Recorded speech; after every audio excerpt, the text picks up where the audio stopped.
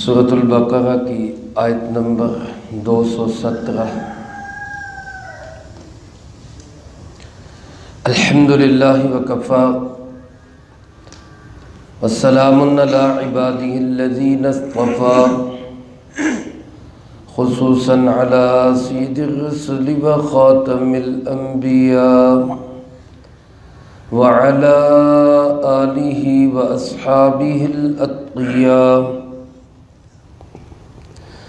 اما بعد فاعوذ باللہ من الشیطان الرجیم بسم اللہ الرحمن الرحیم۔ ومن يرتد منكم عن دينه فيمت وهو كافر فأولئك حبطت أعمالهم في الدنيا والآخرة وأولئك أصحاب النار هم فيها خالدون۔ إن الذين آمنوا والذين هاجروا وجاهدوا في سبيل الله أولئك يرجون رحمة الله والله غفور رحيم۔ ومن يرتد منكم عن دينه، اور جو کوئی پھر جائے گا تم میں سے اپنے دین سے، فیمت وہو کافر، اور وہ مرے اس حال میں کہ وہ کافر ہو، فاولئک حبطت اعمالهم فی الدنیا والآخرہ، بس ایسے ہی لوگ ہیں کہ جن کے ضائع ہو گئے اعمال دنیا میں بھی آخرت میں بھی، وَأُولَئِكَ أَصْحَابُ النَّارِ، اور یہی وہ لوگ ہیں جو جہنمی ہیں، ہم فیہا خالدون، ہمیشہ ہمیشہ اس میں رہیں گے۔ ان الذین آمنوا، بے شک وہ لوگ جو ایمان لائے، والذین ہاجروا وجاہدوا فی سبیل اللہ، اور وہ لوگ جنہوں نے ہجرت کی اور اللہ کے راستے میں جہاد کیا، اولئک یرجون رحمت اللہ، یہی وہ لوگ ہیں جو امیدوار ہیں اللہ کی رحمت کے، واللہ غفور الرحیم، اور اللہ پاک بہت بخشنے والے نہایت رحم کرنے والے ہیں۔ اس سے پہلی آیت مبارکہ میں جو 217 نمبر آیت کا پہلا حصہ تھا، اللہ رب العالمین نے حضرات صحابہ اکرام رضی اللہ تعالی مجمعین کے متعلق کفار کے ایک پروپیگنڈے کا جواب دیا، اور مسلمانوں کو، امت مسلمہ کو، قیامت تک آنے والے تمام ان لوگوں کو جو جناب محمد کریم صلی اللہ علیہ وآلہ وسلم کے ماننے والے اور آپ کے امتی ہیں، ان کو یہ بات اللہ پاک نے نصیحت کے طور پہ سمجھائی کہ یہ کافر لوگ مسلسل اسی کوشش میں رہیں گے کہ تمہیں کسی طریقے سے تمہارے دین سے ہٹا دیں، ان کی یہ کوشش مسلسل جاری رہے گی۔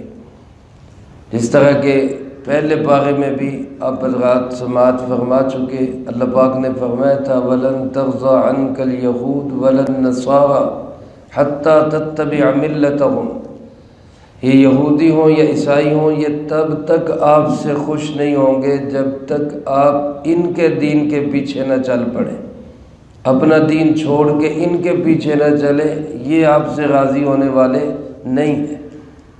آج ہم اس کا مشاہدہ کر سکتے ہیں کہ ہم نے ان کی خوشنودی کے لیے کیا کچھ نہیں کر لیا، اپنا ستیہ ناش مار لیا ہے، لیکن ابھی بھی وہ ہم سے خوش نہیں ہے، اور تب تک نہیں خوش ہوں گے جب تک کہ خدا نخواستہ ہم دین اسلام ہی چھوڑ دیں، نہیں خوش ہوں گے تب تک۔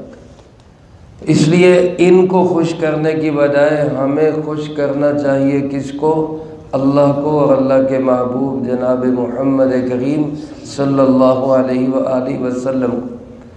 تو اللہ پاک ارشاد فرماتے یہ تو مسلسل اس کوشش میں لگے ہوئے ہیں اور لگے رہیں گے کہ کسی طریقے سے تمہیں تمہارے دین سے ہٹا دے۔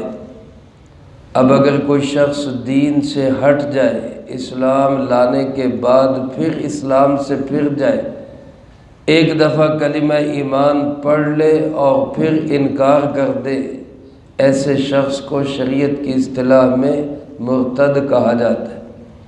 تو اللہ پاک نے مرتد کا حکم یہاں بیان کیا ہے۔ یہ گویا کہ ابواب البر میں سے 14واں حکم ہے۔ یہ خدا نخواستہ اگر کوئی شخص دین اسلام سے پھرے گا تو اس کی کیا پوزیشن ہوگی، کیا سٹیٹس ہوگا اور کہاں پہ وہ اس وقت کھڑا ہوگا۔ تو اللہ پاک ارشاد فرماتے وَمَن يَرْتَدِدْ مِنْكُمْ عَنْ دِينِهِ، جو کوئی شخص تم میں سے مرتد ہو جائے، پھر جائے اپنے دین سے، فَيَمُتْ وَهُوَ كَافِرٌ، اور اس کو موت اس حال میں آئے کہ وہ کافر ہی ہو، کفر کی حالت میں موت آئے، فرمایا فَأُولَئِكَ حَبِطَتْ أَعْمَالُهُمْ فِي الدُّنْيَا وَالْآخِرَةِ، یہ لوگ ایسے لوگ ہوں گے جن کے اعمال دنیا کے بھی ضائع ہو گئے، آخرت کے بھی ضائع ہو گئے، دنیا آخرت میں ان کے اعمال برباد ہو گئے۔ یاد رکھیں میرے عزیز دوستو، ایک شخص اگر نان مسلم ہے، اس نے اسلام قبول ہی نہیں کیا، ایمان کا کلمہ اس نے پڑھا ہی نہیں ہے، دل سے ایمان لایا ہی نہیں ہے، یہ شخص کہلاتا ہے کافر۔ کافر کے نیک اعمال کے متعلق علماء نے یہ تفصیل لکھی ہے۔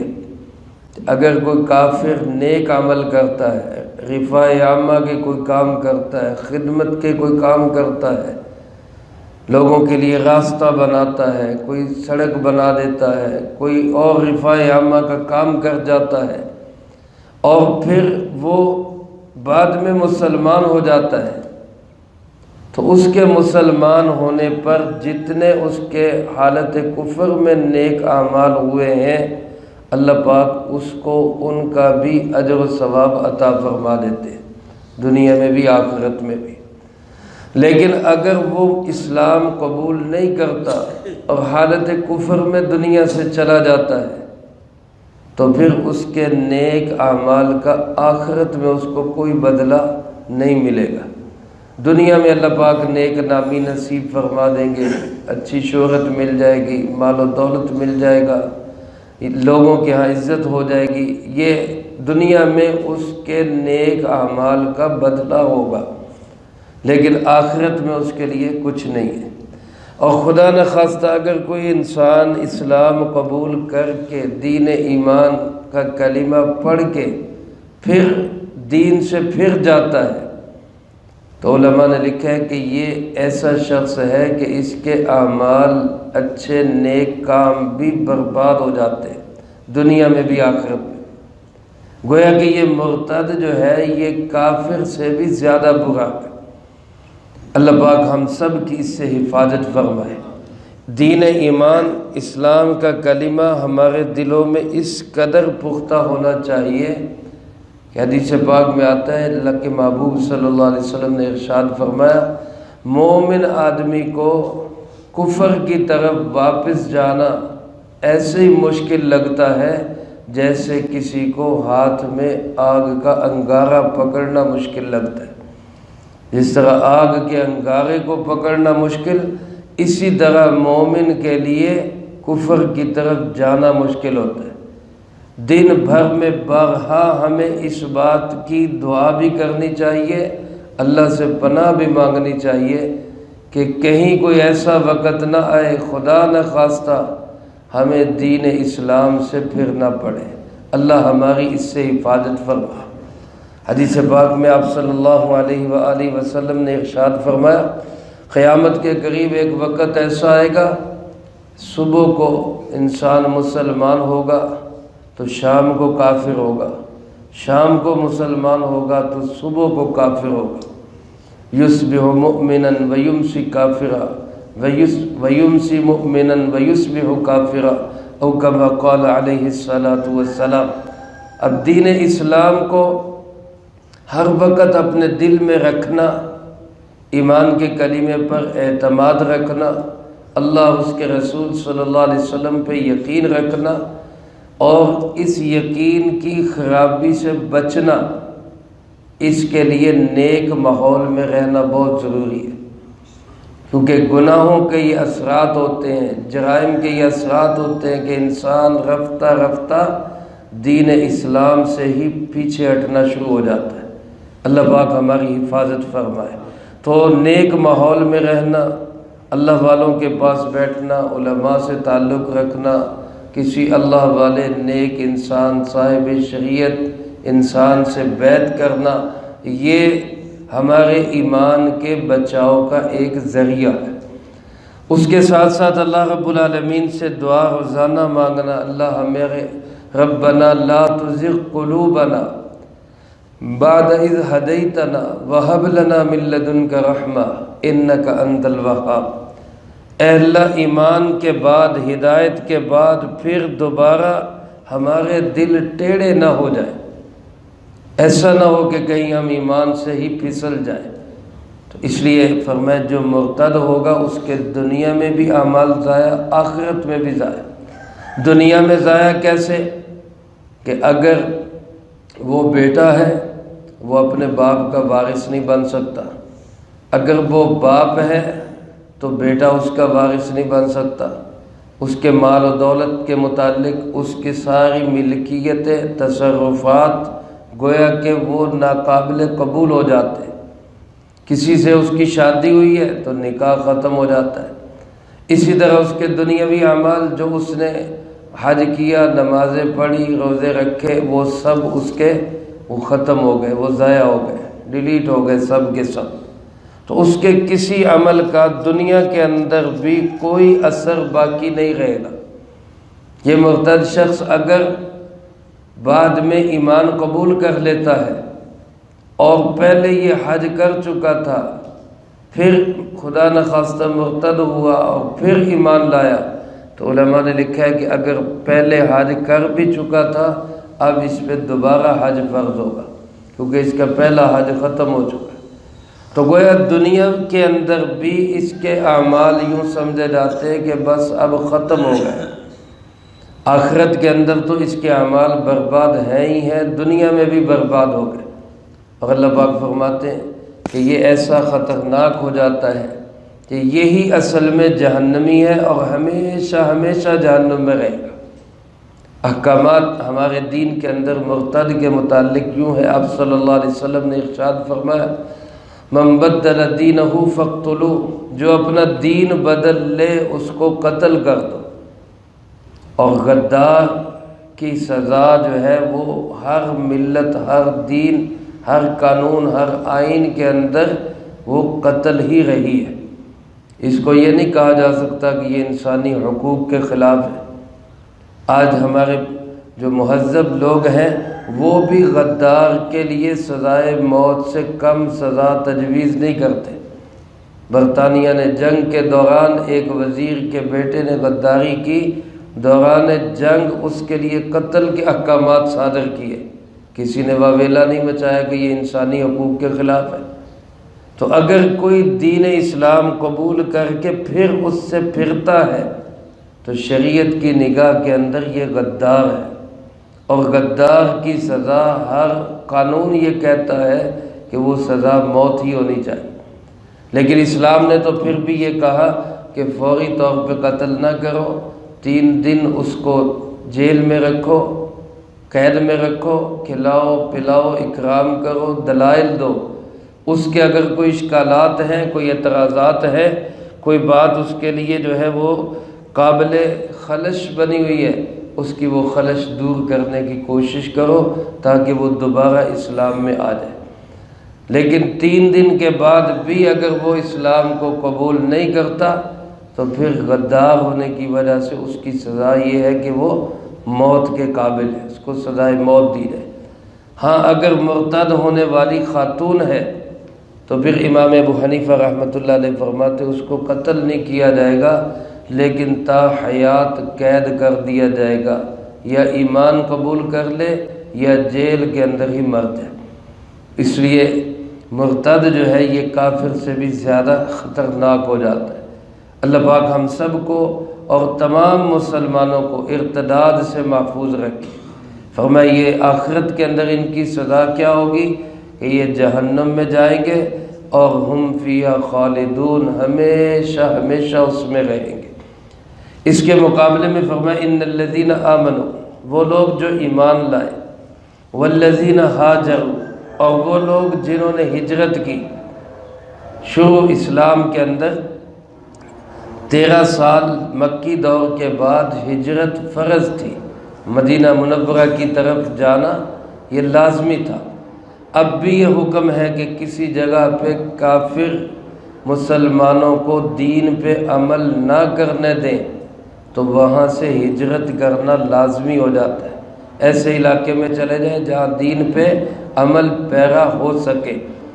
لہذا فرمائے وہ لوگ جو ایمان لائے اور انہوں نے ہجرت کی، وجاہدوا فی سبیل اللہ، اور اللہ کے راستے میں جہاد کیا، دین کی کوشش اور محنت میں لگے رہے، جد و جہد کرتے رہے۔ وہ جہاد تعلیم کی شکل میں ہو، وہ تبلیغ کی شکل میں ہو، وہ کافروں کے ساتھ ان کے مقابلے کی شکل میں ہو، اہل باطل کے مقابلے کی شکل میں ہو، وہ جہاد و قتال کی شکل میں ہو، کسی بھی انداز میں جو بھی جہاد کی ممکنہ صورت ہے اس میں وہ حصہ لیتے رہے۔ اللہ پاک فرماتے اولئک یرجون رحمت اللہ، یہی وہ لوگ ہیں جو اللہ کی رحمت کے امیدوار ہیں، یعنی اللہ پاک ان کو اپنی رحمت سے نوازے گا۔